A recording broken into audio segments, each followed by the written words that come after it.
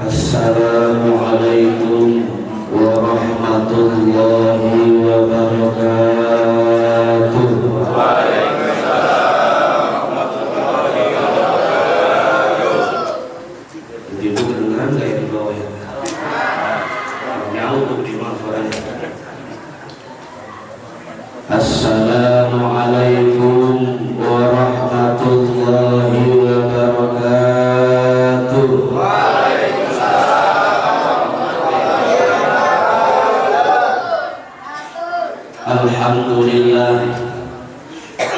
Alhamdulillahil fatahil jawadil mu'in ala tafaqquhi fiddin man ikhtarahu minal ibad.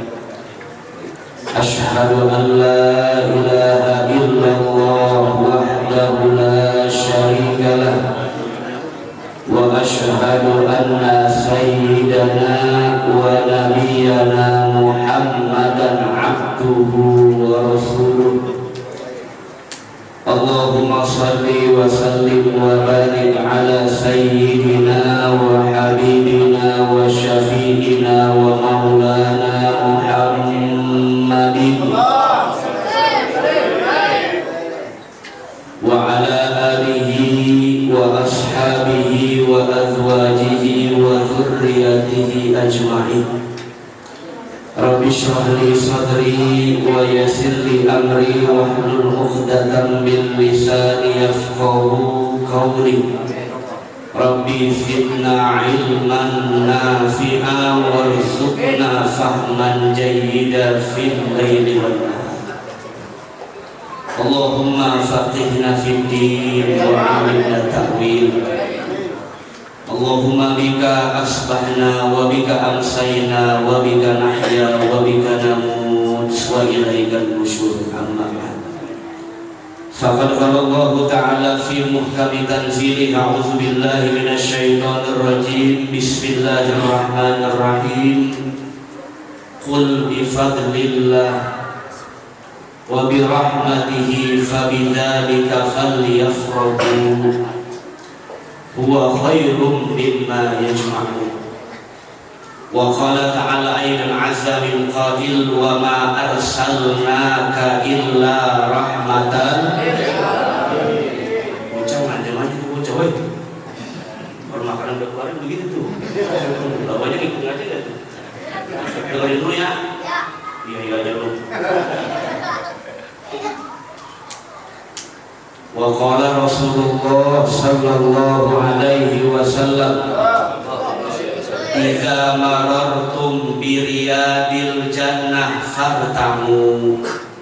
Wa ma riyadul jannah ya Rasulullah? Qala hilaqut dzikr. Shadaqallahul azim. Para jamaah sekalian, bapak-bapak, ibu-ibu jamaah maulid yang insya Allah kumpulnya kita pada malam hari ini menjadi sebab turun rahmatnya Allah Subhanahu wa ta'ala. Wabil khusus para alimin ulama, para asatidz wal asatidzah, para hujjah, para tokoh masyarakat, para sepuh, para orang tua, dan juga segenap panitia peringatan Maulid Nabi besar Muhammad sallallahu alaihi wasallam di majelis taklim Tanwirul Iman.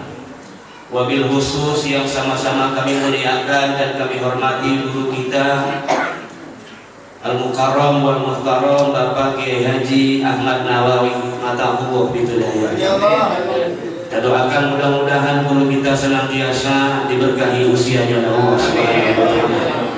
Dengan sebab duduknya beliau di majelis yang mulia ini, mudah-mudahan majelis kita diberkahi Allah Subhanahu wa ta'ala.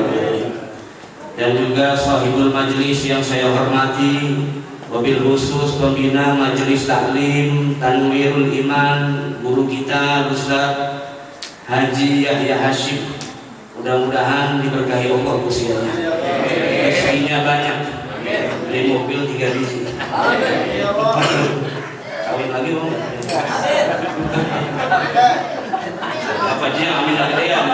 Yang pengen.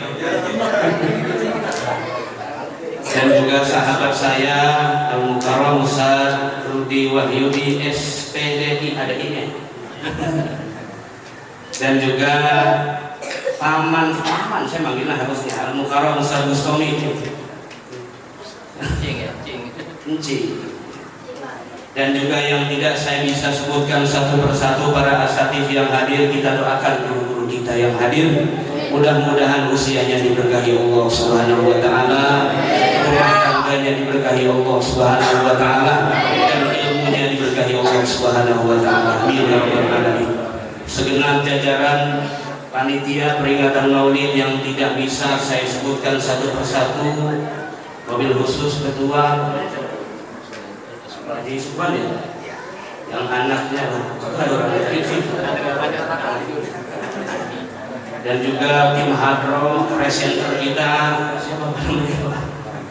para jamaah sekalian yang saya muliakan, para hadirin yang insya Allah mudah-mudahan silaturahim kita pada malam hari ini sesuai dengan sabda Nabi, kalau pengen umurnya berkah, rezekinya berkah, ditambah oleh Allah, maka sering-sering silaturahim. Apalagi momennya Maulid, mudah-mudahan apa yang kita niatkan datang dari rumah menjadi sebab Allah ampuni dosa-dosa kita. Amin ya rabbal. Dan juga apa yang kita niatkan dicatat sebagai nilai ibadah oleh Allah Subhanahu wa taala. Amin ya rabbal alamin. Para jamaah sekalian yang dirahmati oleh Allah Subhanahu wa taala, alhamdulillah saya bisa silaturahim ke majelis taklim Tanwirul Iman. Ustaz Muladi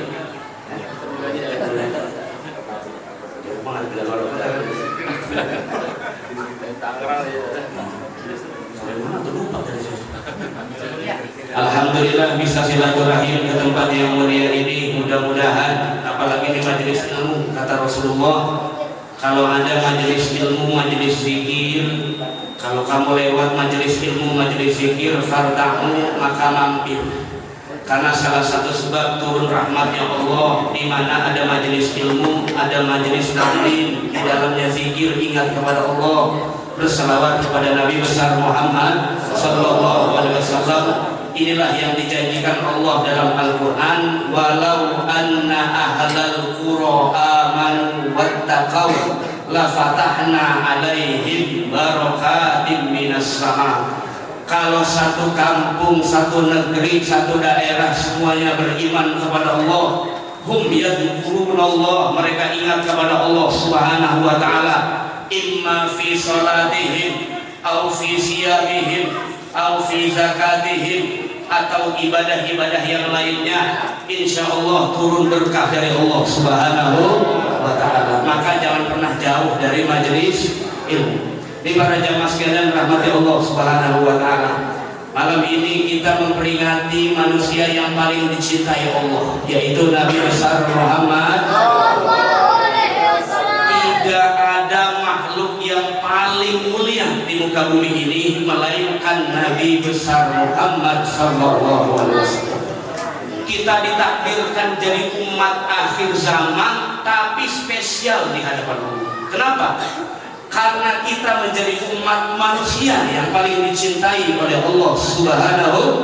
Sekalipun usianya pendek-pendek, sekalipun ibadahnya tidak seperti umat-umat Nabi terdahulu, tapi pintu surga tidak akan dibuka kecuali setelah umat Nabi besar Muhammad sallallahu alaihi wasallam masuk, barulah umat-umat Nabi terdahulu. Ini karena Nabi Muhammad adalah rahmat dari Allah Subhanahu wa taala.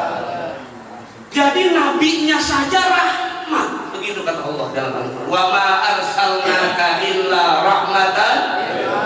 Kalau pengen cari rahmat Allah, jangan jauh dari majelis ilmu, jangan jauh dari majelis selawat, jangan jauh dari pesantren, jangan jauh dari majelis zikir. Kenapa? Karena tupoksinya Rasulullah diutus oleh Allah ke alam dunia dua. Yang pertama, innama bu'istu mu'allima. Saya diutus, kata Rasulullah, sebagai mu'allim. Maka tugas pertama Rasulullah adalah taklimul ummah, ngajarin bagaimana caranya beribadah kepada Allah, bagaimana caranya dekat dengan Allah, bagaimana caranya bisa menjadi hamba yang paling mulia di hadapan Allah. Kalau bukan karena Nabi, ibadah seseorang ditolak oleh Allah Subhanahu. Maka kata Imam Ibnu Ashur dalam At-Tahrir wa Tanwir, Nabi Muhammad rahmatnya ada dua. Yang pertama adalah rahmat Nabi dicirikan dari Nabi membawa syariat, hamilus syariah ala ummatihi, membawa syariat kepada umatnya. Syariat Nabi besar Muhammad, sholat, puasa, zakat dan seterusnya, yang merupakan usus syariah, fondasi syariat yang ini nanti akan kita bawa menghadap Allah Subhanahu. Ini yang berat, Pak. Kalau ngajarin persoalan-persoalan dunia gampang, tapi ngajarin urusan agama susah. Ya saya alhamdulillah bisa mudah muhadharah kayak begini karena ditempelin orang tua, digablok bolak-balik. Nggak beda kayak anak sekarang. Orang-orang dulu disuruh sholat patuh sama orang tuanya. Lah anak sekarang umur 20 tahun kagak sholat. Babanya ngingetin, kira-kira saya tanya yang bonyok bapaknya apa anaknya? Bapaknya apa anaknya yang bonyok? Masya Allah. Kenapa? Kalau kita pengen selamatkan generasi kita sampai nanti yang akan datang, pupukkan sejak dini syariatnya Nabi besar Muhammad. Kata Imam Ibnu Athaillah As-Sakandari, tujuan kita ini hidup cuma mendapatkan satu hal, rif'atun kamaliyah minallah, pangkat yang tinggi dari Allah Subhanahu. Manusia memuji itu semu, pangkat di hadapan manusia itu semu, pangkat di hadapan makhluk itu semu. Bahkan Imam Ghazali mengatakan orang yang beriktiman, bersandar kepada hawa nafsu, bersandar kepada makhluk akan merasakan kecewaan sampai hari kiamat. Tapi orang yang bersandar kepada Allah akan merasakan manisnya nanti di hadapan Allah Subhanahu. Annal wuqufa ma'al khalqi wan nafsi hijabun anil haq. Orang yang hidupnya berprinsip berpegang pada makhluk, apalagi dengan syahwatnya, maka ibadahnya tidak akan pernah merasakan nikmat di hadapan Allah Subhanahu. Makanya sholat lupa rakaat mulu. Ini maghrib rakaat kedua apa ke-8 gitu.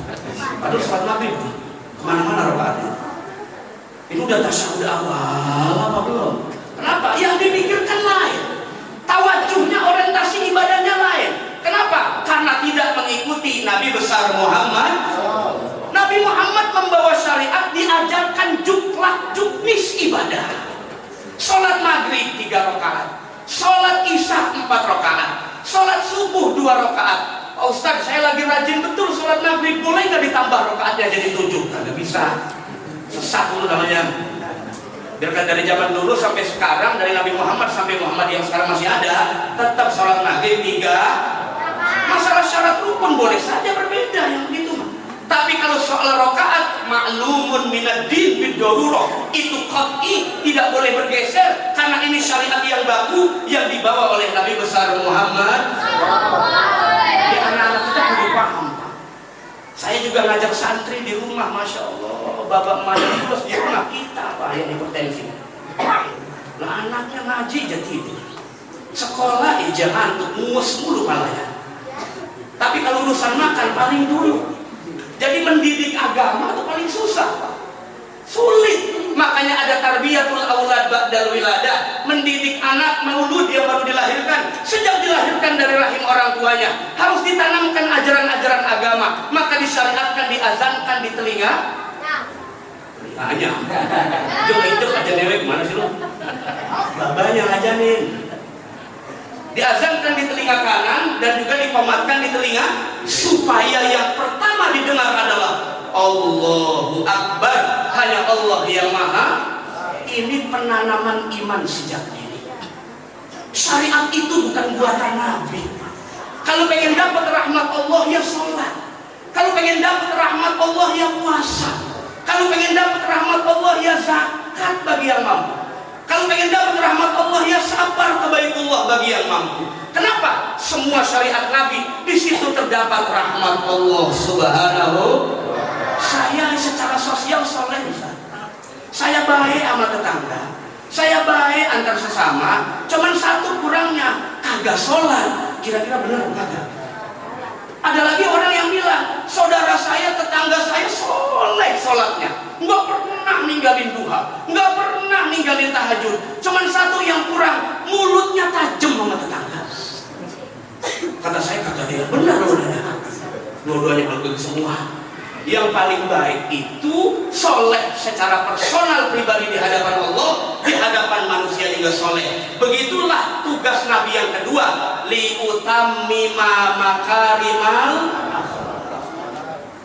Orang harusnya semakin soleh semakin baik dengan orang lain, semakin soleh semakin baik antar sesama. Inilah aplikasi dari ibadah kita kepada Allah Subhanahu wa ta'ala. Yang kita cari adalah kedudukan yang tinggi di hadapan Allah. Nah, kedudukan yang tinggi tidak akan pernah kita dapatkan illa bimutaba'atin Nabi sallallahu alaihi wasallam, kecuali dengan mengikuti Nabi besar Muhammad sallallahu alaihi wasallam. Salat mengikuti tuntunannya Rasulullah, puasa mengikuti tuntunannya Rasulullah. Kalau puasa ngikutin tuntunan Nabi, dia dari fajar sampai dengan maghrib. Kalau lebih dari itu bukan ajaran Nabi besar Muhammad sallallahu alaihi wasallam. Semua sudah ada, semua sudah diajarkan Rasulullah, tinggal makainya. Itu yang susah. Makanya minta sama Allah biar diberikan istiqomah oleh Allah Subhanahu wa ta'ala. Yang pertama, Rasulullah punya fungsi sebagai muallim. Makanya jangan pernah jauh dari majelis ilmu. Orang yang menuntut ilmu di jalan Allah, rizkinya dijamin oleh Allah Subhanahu. Makanya saya nggak pernah khawatir, Pak. Ada nggak ustaz sampai susah banget minta-minta, kira-kira? Sampai dari rumah ke rumah, minta-minta susah, sampai ngasih proposal, tuh gitu. Ada apa enggak? Kalau tulus menuntut ilmu di jalan Allah, rizkinya dijamin oleh Allah Subhanahu wa ta'ala. Minta-minta, Allah yang atur. Tuh jadwal di sana, tuh ngisi di sana. Karena Allah yang atur, Allah yang berkasih berkahan ilmu, maka jangan pernah khawatir. Orang yang berada di jalan Allah Subhanahu wa ta'ala dijamin rizkinya oleh Allah Subhanahu. Saya juga bingung kenapa nggak masuk sekolah unggulan nangis, tapi anaknya nggak hafal juz amma, biasa aja jelajah. Ya Allah, emang nanti anak kalau sudah di akhirat, Pak, itu ada dua fungsi, Pak. Yang pertama, bisa jadi rahmat bagi orang tua. Yang kedua, bisa jadi fitnah di hadapan Allah Subhanahu.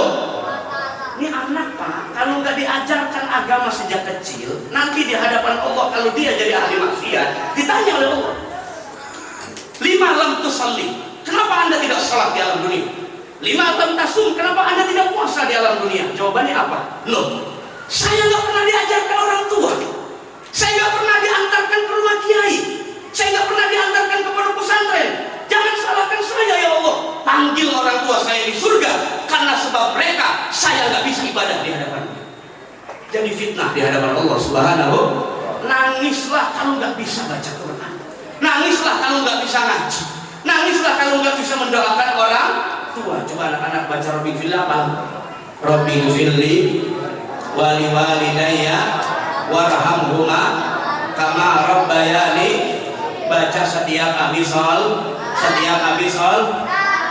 Ini makanya kabur sih langsung habis sholat.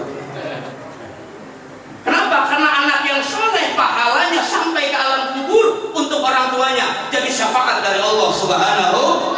Maka ilmu adalah hidayah dari Allah. Itu yang pertama. Nabi ajarkan didik para sahabat, begini caranya beribadah kepada Allah, begini caranya mendekatkan diri kepada Allah. Maka pentingnya ilmu di sisi Allah, sebagaimana pentingnya para nabi dan rasul di hadapan Allah Subhanahu. Ada ruginya, Pak. Sampai ada seorang ulama mengatakan, hayyar mi'akli, saya ini bingung. Saya yang hari bingung kenapa kok orang babanya kiai gak ngikutin orang tuanya, gitu.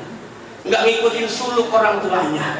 Pengennya ngikutin ngetren yang sekarang. Kalau ditanya anak-anak sekarang, ditanya cita-citanya jadi apa? YouTuber, Pak. Karena duitnya banyak kan. Kalau jadi ustaz kadang-kadang amplopnya kosong. Ya Allah, ya nggak masalah. Yang penting sholat. Ini kadang-kadang udah makin modern, pendidikan makin canggih, Pak, sholat, Pak. Sholat makin di korting. Cukuplah di korting itu yang Ramadan doang kalau terawih. Ngapa sampai di luar Ramadan masih juga? Kalau bukan dari kecil, kasihan anak-anak kita, dewasanya tidak kenal Allah dan Rasulnya, jauh dari Allah Subhanahu. Makanya saya senang sekali, Pak, di sini tuh banyak sekali majelis taklim. Karena kata Rasulullah, kalau pengen tahu banyak surganya Allah di taman-taman surga di alam dunia, maka dekatlah dengan majelis ilmu, majelis zikir, majelis di mana ingat Allah dan Rasulnya. Itulah taman surganya Allah Subhanahu. Jangan melengos. Melengos. Jadi ada majelis orang ngaji lulus saja kata mampir. Nengok, bakal nengok aja kagak. Sekali-kalinya datang ditanya lah tumben. Iya, kemarin ditegur Ustaz Yahya. Jadi pas ditegur baru datang. Makanya kebaikan itu ternyata nggak mudah. Kenapa saya bilang nggak mudah mendidik anak itu menjadi orang-orang yang paham agama? Karena untuk membiasakan diri ibadah harus dipaksa. Betul nggak Pak? Betul nggak Pak? Ada nggak orang bisa istiqomah duha kalau nggak dipaksa? Nggak bisa. Kenapa? Melawan syahwat hawa nafsu. Maka ibadahnya manusia yang tulus kepada Allah melebihi ibadahnya malaikat di hadapan Allah Subhanahu. Kita boleh hitung-hitungan. Malaikat itu taat karena robotik. Kenapa? Watak jibiliahnya diciptakan begitu. Nggak ada syahwat, nggak ada jenis kelamin, jadi otomatis taat kepada Allah Subhanahu. Lah ini ada manusia, ada godaan setan, punya hawa nafsu, punya syahwat, ada godaan sana sini, kok masih dekat dengan Allah? Maka ibadah manusia yang punya godaan banyak itu melebihi ibadahnya malaikat di hadapan Allah Subhanahu. Artinya kita kalau ibadah ada ujiannya, kalau malaikat enggak. Kenapa? Karena sudah disetting wataknya seperti itu. Makanya manusia punya posisi penting sebagai khalifah Allah di muka bumi ini, yang mengurusi bumi, menjalankan syariat Allah Subhanahu. Saya kadang-kadang kalau ingat pengen mondok lagi Pak, pengen nyantren lagi. Kenapa? Karena enakan di pesantren nggak mikirin apa-apa, mikirin duit juga kagak. Tinggal nelfon doang, mak duit habis, pergi. Cuma tinggal belagak nangis dikit dah. Emaknya mewek udah. Ya udah di duit dong, dikata makanan banyak, apa segala macam kira. 2 hari habis lagi. Insya Allah, Robi kata saya, seorang sekarang bukan anaknya yang gak betah di pondok Pak, emaknya yang nangis. Ada wali santri datang ke pesantren saya, Darul Amanah di Cipondo. Pak Ustaz, saya mau nitipin anak saya, cuman saya mau tanya, ada futsal nggak? Kata saya, orang salah alamat atau apa? Saya tanya balik, ibu anaknya mau bisa ngaji apa mau jadi pemain bola? Mau bisa ngaji Ustaz. Nah, itu penanya Ustaz, bukannya nanya ngaji, belajar mu'in nggak? Belajar fatul qorib nggak? Belajar tantih nggak? Belajar quratul uyun nggak? Belajar riyadus sholihin nggak? Kan kalau begitu kita gampang jawabnya. Kalau futsal saya kagak demen bola lagi dari kecil. Bagaimana jawabnya kata saya? Ya Allah. Kenapa? Karena tuntutannya berbeda. Makanya sekarang pondok harus ada sekolahnya, betul nggak Pak? Karena orang tua nggak mau repot, nggak kayak dulu. Pak Ustadz, saya mau masukin anak tapi punya ijazah negeri juga ya? Iya udah. Ijazah umum juga ya? Iya udah. SMP, SMK semuanya ada. Yang penting anaknya ngaji. Yang berabe Pak, tuh anak belajar mondok di pesantren, pulang kagak ngaji lagi. Yang berabe. Iya kalau bener jalannya lulus, kalau kagak. Makanya ternyata mendidik anak meskipun sudah lulus kuliah, sudah lulus sekolah, tetap dikontrol supaya jalannya benar menuju Allah Subhanahu. Makanya saya seringkali ditanya, emang investasi kita yang paling besar apa di alam dunia ini? Investasi kita yang besar di alam dunia ini apa? Harta bisa habis, betul nggak? Harta yang banyak, anak saudara bisa berantem, apalagi Betawi Pak.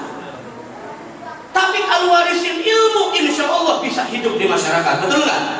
Saya pernah nanya sama orang tua, Mbak, tanah lempengan mana ini buat saya anak pertama? Saya bilang, saya kan calon penerus di pesantren. Tanah lempengan mana? Kata bapak saya, nggak perlu, gue udah sekolah juga sampai doktor. Nah, saya kata gue patungan dah biayanya. Ya Allah, Robi kata, udah warisin ilmu lebih bagus katanya, pakai hadis. Tuh kalau punya orang tua Ustaz ngeluarin hadis lagi, orang nanya rumah sih. Al ulama warasatul. Begitu jawabnya. Ya udah dah. Yang penting hidup nggak ada jika ada jutruannya Ustaz tuh habis sahabat makan kagak ada, apalagi lagi bulan murid begini nih. Tadi diumumin berapa acara tuh Pak diumumin. Malam ini maulid, besok maulid lagi aja. Terus hari apa lagi tuh ada maulid lagi aja. Kalau enggak Masya Allah sakit gula bisa tuh Ustaz makan dulu malam. Ya Allah Rabbi pada saya. Alhamdulillah. Tapi bergizi juga sudah bisa, udah tahu bergizi toh.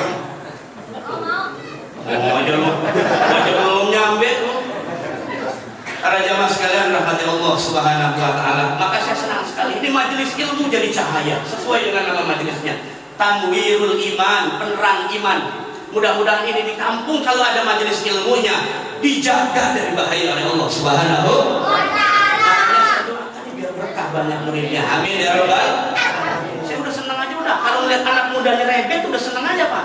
Daripada udah tua bangka umur 75 tahun makan lepis, makan rantai di sininya. Mau ngapain? Malah tadi jeroy lewat rantai gue cekek sini sekalian. Bukannya rajin di masjid pakai lepis aja udah kaki-kaki. Ya Allah, mendingan anak muda gaya tua daripada yang tua gaya muda. Kalau saya mendingan begitu. Sampai saya lulus mondok dikata kayak orang tua lu bodo amat lah. Daripada orang tua dikata kayak anak muda. Kenapa? Karena nggak pantas. Harusnya pantasnya di majelis, pantasnya di masjid, pantasnya di majelis ilmu. Makanya saya sangat bersyukur kalau ada anak muda yang masih muda demen di majelis ilmu. Ini kayak begini-begini nih. Mudah-mudahan jadi calon ulama. Pokoknya nggak usah takut Pak. Kita kehilangan gubernur, kita kehilangan apa? Banyak yang gantiin. Coba kehilangan kiai satu bakaran jenggot pasti. Susah. Dikata baca ilah hadrotin Nabi Mustafa gampang kali. Banyak yang ribet-ribet Pak. Apalagi nggak biasa megang mic baca doa nggak beres-beres tuh Pak. Ya Goniu, ya Hamid, ya Mutiu, ya Mu'id, Amin, Nabi, Haromika, masalah kan itu. Percayalah aku dengan yang diharamkan, begitu aja. Itu saking groginya itu nggak pernah tampil. Susah Pak. Makanya alhamdulillah tahaddusan minimal saya bersyukur kepada Allah dari kelas 5 udah diajarin gegawakan. Kalau bahasa Jawa itu gegawakan ngomong. Ya, gegawakan diajarin ceram ya, lumayan lah belajar muhadharah lumayan lah. Kalau bilang kondang banget kayak nilai mah kagak lah. Saya pernah satu panggung sama beliau, sama Haji Akri juga pernah satu panggung di majelis yang saya pimpin di Pinang. Para jamaah sekalian rahmat Allah Subhanahu wa taala. Nah, ini mudah-mudahan dengan kita ittiba kepada Rasulullah, cinta kepada Nabi berarti harus cinta ilmu. Kenapa? Yang diwariskan Nabi bukan harta. Yang diwariskan adalah ilmu kepada alim ulama. Berarti senang dengan Nabi, cinta dengan Nabi, cinta dengan majelis ilmu. Kayaknya besok banyak yang hadir di sini. Amin. Amin ya rabbal. Amin ya rabbal. Saya pernah sering katakan begini Pak. Emang kadang-kadang pengajian tuh kudu dirangsang makan nasi kuning kadang-kadang. Biar banyak yang datangan dikit. Apalagi kajian suku. Saya Pak di Cipondo Gondrong itu dari semua masjid paling banyak. Cuma Masjid Baitur Rohim itu akeh sama sih Pak Haji Hendra namanya tuh. Baitur Rohim. Cuman saya dulu punya baju. Baitur Rohim, Kelurahan Kenanga, Kecamatan Cipondo, Kota Tangerang, Banten, apalagi itu Indonesia. Ya. Baitur Rohim itu Pak, semua segondrong tuh gondrong biarnya pondok. Di mana aja ada. Sini pondok, sono pondok, sono pondok. Itu ya di sana. Saking banyaknya ustadz kali ya kagak ada kajian suku nggak ada. Adanya di rumah masing. Akhirnya apa? Masjidnya sepi. Ramenya pas jamaah doang. Nah kita punya inisiatif di pesantren. Bagaimana kalau kita yang mulai kajian subuh? Ternyata banyak sekali. Cuman itu tadi Pak ada maharnya, ada sesajennya ini. Baru bisa datang rame. Tapi nggak apa-apa. Alhamdulillah. Apalagi daging kebo paginya ya. Dia bisa pulang duha baru pulang tuh kajian subuh tuh. Tapi nggak apa-apa ya, kebaikan begitu kudu dipancing. Kebaikan seperti itu harus dirangsang supaya nanti lama-kelamaan jadi istiqomah. Di para jamaah sekalian rahmati Allah Subhanahu wa taala. Kita jadikan anak-anak kita menjadi generasi yang adil. Amin ya rabbal alamin. Karena yang nanti akan menolong kita di hadapan Allah selain Allah dan Rasulnya adalah anak-anak kita yang soleh, yang bisa ngaji, yang cinta ilmu agama, yang cinta ilmunya Allah, yang cinta ilmunya Nabi besar Muhammad Sallallahu Alaihi Wasallam. Maka jangan jauh dari majelis ilmu. Nggak perlu nunggu-nunggu tuh, nggak perlu nunggu-nunggu merasa paling ya Allah, umur saya udah segini, pantas apa enggak saya ngaji. Kadang-kadang kan bukan nggak pengen aja. Bukan yang nggak pengen, malu dikata saya umur udah segini, uban saya hitungin setiap hari dikata saya pantas apa enggak yang masih ngaji juz amma. Enggak ada urusan, karena menuntut ilmu dari mulai buaya ibu sampai liang lah enggak ada urusannya. Selama dia nuntut ilmu berapapun usianya berarti telah ada di jalan Allah Subhanahu. Yakinlah kita bertransaksi dengan Allah.